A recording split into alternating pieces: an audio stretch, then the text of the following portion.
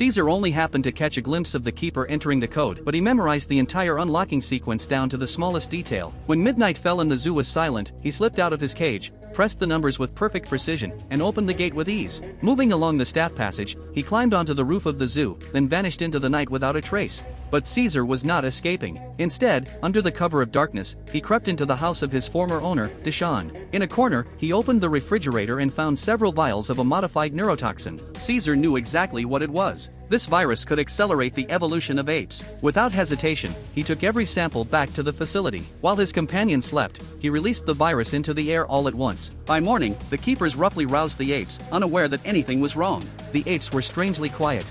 Every pair of eyes now gleamed with an eerie green glow. Caesar crouched at the passageway, inspecting them one by one. Only those whose pupils had fully turned green were allowed to go outside. His own eyes, already green before, now shone with a deeper, piercing light. The director looked on in confusion. The rowdy, restless apes were suddenly calm and orderly, huddled together as though united by some hidden purpose. Still, to him, they were only animals. He dismissed the thought without concern. That evening, the apes returned to their cages on their own, as if nothing was unusual. Everything seemed normal until the keepers noticed Caesar still standing outside. Suspicion flared. One keeper raised an electric baton while another readied a gun just in case. The instant the baton swung down, Caesar moved like lightning. He seized the weapon.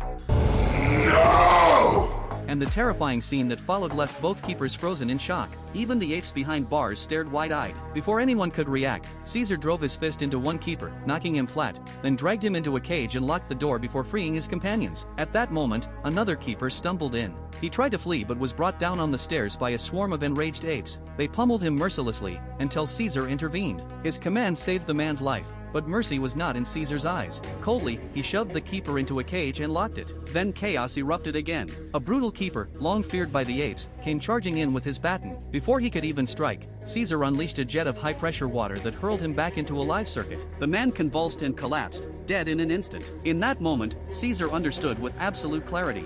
There was no turning back. If humans discovered what had changed, his kind would once again become nothing more than test subjects. Without hesitation, Caesar made his decision. He led the apes in smashing through the glass roof and, with fearless resolve, they stormed toward the heart of the city. A cataclysm unlike anything before had just begun.